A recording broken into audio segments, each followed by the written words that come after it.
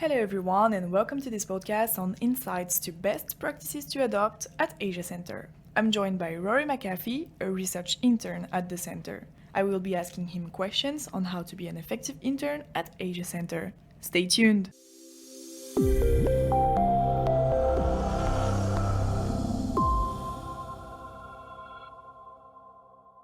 First of all, thank you, Rory, for being with us today. We would like to know what you think is the most important thing an intern should have. I think because Asia Center works on human rights issues, if you're interested in applying for an internship, it's important to determine if the values of Asia Center align with your own. I personally decided to intern at Asia Center because of the human rights work, and I believe all aspects of interning at Asia Center align with my values of wanting to support freedom activists and advocating for human rights.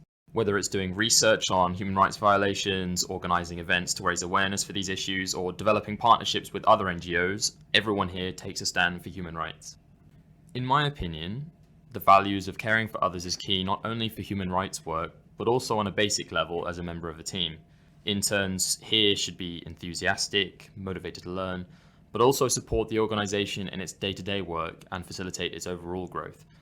I think interns with those features, a positive mindset, and a can-do attitude would be successful. Thank you for these insights. But apart from these internal values, do you have any advice on how interns can work effectively? Okay. An effective intern should strive towards 3 skills: self-management, time management, and self-learning. In terms of self-management, adjusting to work life means finding a good balance between work time and free time and seeing the connections between the two. Your performance in the workplace is also impacted by the way you manage yourself outside of work. So in a way, I also need to manage my free time. Something really important that I do is make sure I get enough sleep so I can work well even early in the morning.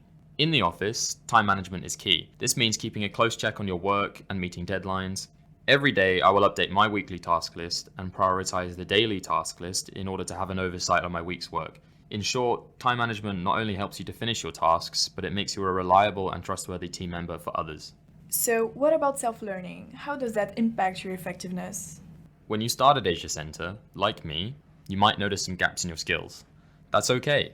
You can fill these gaps through self-learning. This means taking your time to research and learning how to do that particular task. By self-learning, you can quickly bridge your skills gap and perform better. For example, I familiarized myself with tools such as WordPress and Canva just by watching YouTube tutorials and reading online articles.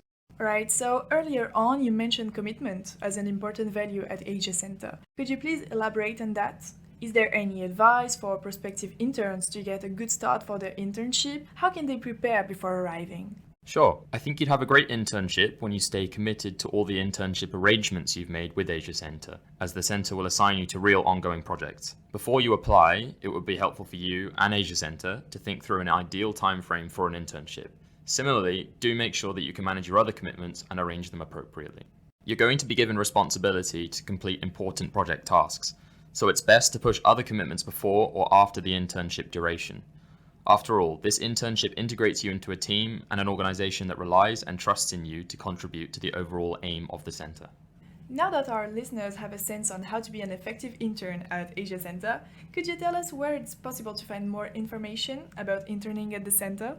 Yeah, the best way to gain a better insight into our work is to go to the Asia Center website for testimonials and resources on the available internships. If you're listening to this podcast episode, then you're already on the right path to understanding and visualizing your possible internship at Asia Center.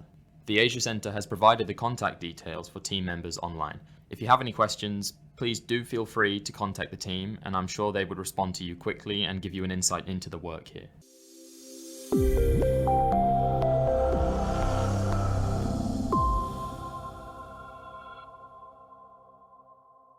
So this leads us to the end of our podcast. Thank you, Rory, for answering our questions, and thank you all for listening. For all of those who are interested in an internship at Asia Center, go to asiacenter.org, Get Involved section.